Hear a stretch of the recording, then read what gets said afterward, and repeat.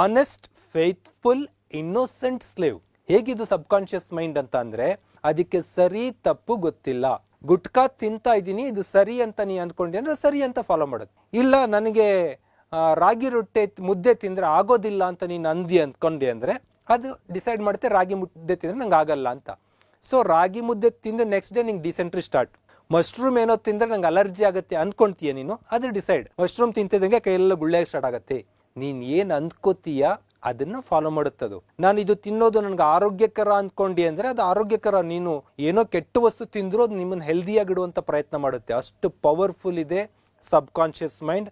ನಿಮ್ಗೆ ಏನ್ ಹೇಳ್ತಿರೋ ಅದನ್ನ ಫಾಲೋ ಮಾಡುತ್ತೆ. ಅದಕ್ಕೆ ಸರಿ ತಪ್ಪು ಏನು ಗೊತ್ತಿಲ್ಲ. ಈಗ ಹುಡುಗ ಹುಡುಗಿಯರು ಪ್ರೀತಿಯಲ್ಲಿ ಬಿದ್ದಾಗ ಅವ್ರನ್ನ ಯಾರು ಹಿಡಿಯೋಕೆ ಆಗಲ್ಲ. ಯಾಕೆ ಅಂದ್ರೆ ಅವ್ರ ಸಬ್ ಕಾನ್ಶಿಯಸ್ ಮೈಂಡ್ ಅಲ್ಲಿ ಅವಳು ಬಿಟ್ರೆ ನಂಗೆ ಬೇರೆ ಪ್ರಪಂಚ ಇಲ್ಲ, ಅವನು ಬಿಟ್ರೆ ನಂಗೆ ಬೇರೆ ಪ್ರಪಂಚ ಇಲ್ಲ ಅಂತ ಡಿಸೈಡ್ ಆಗ್ಬಿಟ್ಟಿದ್ದಾರೆ.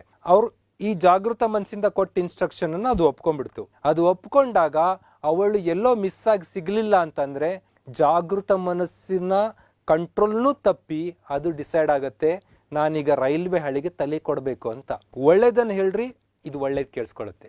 ಕೆಟ್ಟದನ್ನ ಹೇಳ್ರಿ, ಅದು ಕೆಟ್ಟದನ್ನೇ ಕೇಳಿಸ್ಕೊಳುತ್ತೆ, ಕೆಟ್ಟದನ್ನೇ ಫಾಲೋ ಮಾಡುತ್ತೆ. ಸೊ ಥಿಂಕ್ ಪಾಸಿಟಿವ್, ಒಳ್ಳೆ ಆಟಿಟ್ಯೂಡ್ ಬೆಳೆಸ್ಕೊಳ್ರಿ. ಅದು ತನಿಗೆ ತಾನೇ ನಿಮ್ಮನ್ನ ಸಕ್ಸಸ್ ಕಡೆ ಕರ್ಕೊಂಡು ಹೋಗುತ್ತೆ.